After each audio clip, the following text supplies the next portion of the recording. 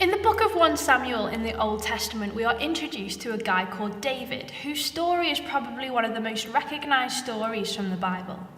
People who have never been to church before often refer to the story of David and Goliath when they're thinking about facing a challenge that's bigger than themselves. But before we get into that bit, let's start at the beginning. When we first meet David in 1 Samuel 16, it's almost like he's been forgotten about. There's a guy called Samuel, and God has given him the task to find the new king of Israel. And when Samuel visits David's home, he's greeted by David's father and his 7 brothers. And as Samuel meets each brother, he realizes that none of them are meant to be king. It's not until he asks David's father if he has any other sons that they point out into the field towards David, who is looking after the sheep.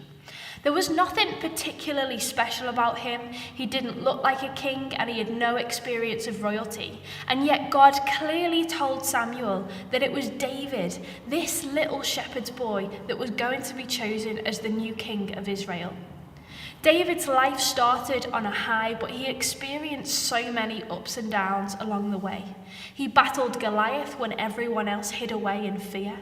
He experienced conflict with the previous king, which all came down to jealousy, and he even had an affair with a married woman. Things weren't always as easy as they seemed. David was chosen by God to be king, not because of his looks or qualifications or skills or good choices. He was chosen because of his heart. Above all, David had a heart for God. He still made mistakes and he still got things wrong, but God still chose him to do incredible things.